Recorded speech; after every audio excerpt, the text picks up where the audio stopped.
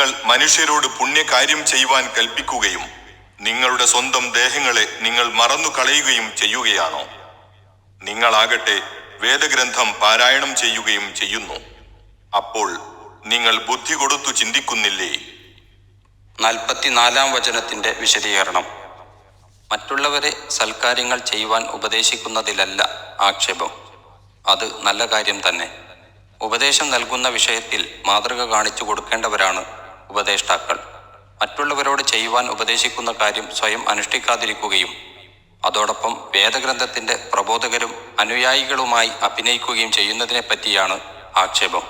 ഇത് ബുദ്ധിഹീനമായ ഒരേർപ്പാടാണെന്നും ബുദ്ധിയുള്ളവർക്ക് യോജിച്ചതല്ലെന്നും ഈ വചനം സൂചിപ്പിക്കുന്നു. യഹൂദി പണ്ഡിതന്മാരെ ഉദ്ദേശിച്ചുകൊണ്ടുള്ളതാണ് ഈ ആക്ഷേപമെങ്കിലും ഇതുൾക്കൊള്ളുന്ന തത്വം എല്ലാ മതോപദേഷ്ടാക്കൾക്കും ബാധകമായതു തന്നെ. വേദക്കാരെക്കുറിച്ച് ആക്ഷേപരൂപത്തിൽ പ്രസ്താവിക്കപ്പെട്ട എല്ലാ കാര്യങ്ങളിൽ നിന്നും സത്യവിശ്വാസികൾ പ്രത്യേകം ഒഴിവായിരിക്കേണ്ടതാണല്ലോ. അള്ളാഹു പറയുന്നു, യാ അയ്യുഹല്ലദീന ആമനു ലിമ തഖൂലൂന മാ ലാ തഫ്അലൂൻ കബുറ മഖ്തൻ ഇൻദല്ലാഹി അൻ തഖൂലു മാ ലാ തഫ്അലൂൻ. ഹേ വിശ്വസിച്ചവരെ, എന്തിനാണ് നിങ്ങൾ പ്രവർത്തിക്കാത്തത് പറയുന്നത്? നിങ്ങൾ പ്രവർത്തിക്കാത്തത് പറയുന്നത് അള്ളാഹുവിൻ്റെ അടുക്കൽ വളരെ വലിയ ക്രോധകരമായ കാര്യമാണ്.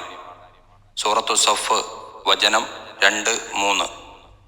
മിഅ്റാജിന്റെ രാത്രിയിൽ നബി സല്ലല്ലാഹു അലൈഹി വസല്ലമ തിരുമേനി ചില ആളുകളുടെ നാവും അധരങ്ങളും അഗ്നി കൊണ്ടുള്ള കത്രികകളാൽ കത്രിക്കപ്പെടുന്നത് കണ്ടുവെന്നും അതിനെപ്പറ്റി അന്വേഷിച്ചപ്പോൾ ജിബ്രീൽ അലൈഹിസ്സലാം ഇപ്രകാരം പറഞ്ഞുവെന്നും അഹ്മദ് റഹിമഹുല്ല മുതലായവർ ഉദ്ധരിച്ച ഒന്നിലധികം ഹദീസുകളിൽ വന്നിരിക്കുന്നു. താങ്കളുടെ സമുദായത്തിൽ ജനങ്ങളോട് സൽക്കാര്യം ഉപദേശിക്കുകയും സ്വന്തം ദേഹങ്ങളെ മറന്നുകളയുകയും ചെയ്യുന്ന പ്രാസംഗികന്മാരാണ് ഇവർ. ഈ വിഷയകമായി വേറെയും പല ഹദീസുകൾ കാണാവുന്നതാണ്.